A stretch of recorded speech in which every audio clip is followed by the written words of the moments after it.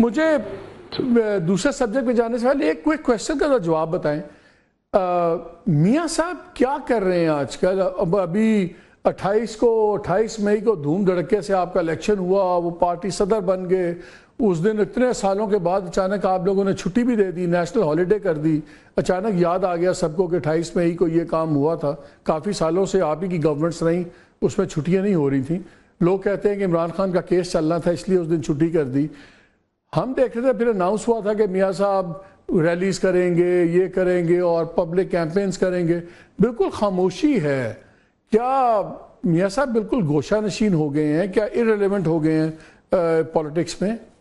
کیا رائے آپ کی پارٹی میں؟ نہیں دیکھیں مالک صاحب، میں after resuming this constitutional office of speaker بہت زیادہ پارٹی کے اور حکومت کے معاملات میں میری شاید اس عہدے کا، اس منصب کا تقاضا ہے کہ میری اس طرح سے انوالومنٹ نہیں ہے. لیکن کیونکہ آبویسلی ہم ایک بات چیت سنتے رہتے ہیں اور کچھ ہمارے پاس وہ حقائق آتے رہتے ہیں جن کی بنیاد پر میں آپ کے اس کویسچن کو ایڈریس تو ضرور کر سکتا ہوں. دیکھیں میاں صاحب کا پارٹی صدارت لینے کے بعد اس میں پوری پارٹی اس فیلنگ کے ایک پوری اس میں نئی روح پھونکی گئی ہے، کیونکہ 8-10 سال ان کو عدالتی فیصلوں کے ذریعے، جو کہ بالکل بے بنیاد تھے، غلط فیصلے تھے، ان عدالتی فیصلوں کے نتیجے میں ان کو پارٹی کی صدارت سے ہٹایا گیا. بالکل شب خون مار کے ایک غلط اور بے بنیاد چلے وہ تو ہو گیا نا. اب تو the tide has turned، وہ تو ٹائٹ ٹرن ہے. وہ تو اتنا عدالت کو تو اتنا افسوس تھا اور نظام کو کہ جب وہ میاں صاحب ایون ایز کانویکٹ واپس آئے تھے تو ایئرپورٹ پہ جا کے سارا کچھ ان کو فنگر پرنٹنگ بھی ہو رہی تھی، تو وہ تو ازالے ہو گئے ہیں. میں تو آپ پوچھ رہا ہوں کہ لوگ کہتے ہیں کہ میاں صاحب غائب کہاں ہو گئے؟ میں بڑی ایک انٹرسٹنگ انالوجی آپ کو دینے لگا ہوں. میرا خیال ہے وہ آپ جیسے جو تحقیق کر کے ایک رائے کو قائم کرتے ہیں ان کے پاس یہ تفصیل ہونی چاہیے. اب میرا یہ ماننا ہے کہ دیکھیں بدقسمتی سے یہ جھگڑا جمہوریت کے ساتھ ہی رہا ہے. اچھا، اب اس جمہوریت کے جھگڑے میں کیا عدالت کا کوئی کردار ایسا رہا ہے جس میں جمہوریت کا نقصان ہوا ہو؟ تو میں اس کی ایک انالوجی آپ کے سامنے ڈرا کرنے لگا ہوں. چاہے وہ دہائی سن 60 کی ہے، چاہے وہ دہائی سن 70 کی ہے، 80 کی ہے، 90 کی ہے، آپ اس سے ڈائیورس نہیں ہو سکتے. میں تو کہتا ہوں کہ 18 اور 24 علیحدہ نہیں ہو سکتے. 18 میں جو معاملات تھے ان کی ایک شکل 24 میں آج بھی آپ کے سامنے آپ کو ہانٹ کر رہی ہے کہ جو کچھ آپ نے 18 میں کیا عدالتوں کے اندر، آج 24 میں اس کی دوسری شکل ہے کہ وہاں پر وہ جو گروہ بندی بنی اور جو عدالت میں سیاست ہوئی اس نے بینچ کو تقسیم کر دیا. یعنی وہ جو سازش 18 میں کی گئی تھی اس نے عدالت پاکستان کی تاریخ میں منقسم بینچز کا ایک پورا آپ ایک زینہ تلاش کر سکتے ہیں کہ وہ تقسیم کیسے ہوتی تھی. تو میرا یہ ماننا ہے کہ سیاسی معاملات کو جو وہاں پر بیٹھے ہیں کسٹوڈینز، ان کو خیال کرنا چاہیے کہ جب آپ وزارت عظمیٰ ختم کر رہے ہیں، آپ پارٹی سے صدارت ختم کر رہے ہیں، جب آپ ان کے خلاف یہ فیصلے دے رہے ہیں تو وہ فیصلے تو تاریخ میں زندہ رہیں گے نا. وہ فیصلے تو پھاڑ کے باہر نہیں پھینک دیے جائیں گے. ہماری پارٹی کا یہ خیال تھا جو آپ نے سوال کیا کہ جب میاں نواز شریف صاحب کو جو ختم کیا گیا ثاقب نثار صاحب کے فیصلے کے ساتھ، تاریخ ہمیں پتہ ہے. میں تو پوسٹی آف ٹائم کی وجہ سے میں تھوڑا سا اس کو فاسٹ ٹریک کرنا چاہ رہا ہوں کانورسیشن کو کہ اب میاں صاحب بڑا ہم نے دعوے سنے تھے. میاں صاحب کہاں ہیں وہ پبلک کانٹیکٹ؟ کہاں گئی وہ ریلیز ہونی تھی، جلسے ہونے تھے؟ میری اطلاع کے مطابق جو میں کچھ زوما سے میری بات ہوئی ہے، میری اطلاع کے مطابق میاں صاحب ایک بڑی پبلک کیمپین پورے ملک کے طول و عرض میں اس کی پارٹی کے اس کو زیادہ موبلائز کرنے کے لیے اور وہ پوری پولیٹیکل ایکٹیویٹی پلان کر چکے ہیں. یہ بھی بجٹ کے سیشن وغیرہ جاتے ہیں، اس کے بعد یہ پورا سیاسی عمل شروع ہوگا. کچھ اس کی تفصیلات ہیں. وہ مولانا فضل الرحمان نے کہا ہے، مولانا فضل الرحمان صاحب نے کہا ہے کہ میاں صاحب کو ہم کہہ رہے ہیں کہ وہ اپوزیشن میں بیٹھے ہیں، حقیقی جمہوریت کریں. یہ مجھے بتائیں ووٹ کو عزت مل گئی ہے اب؟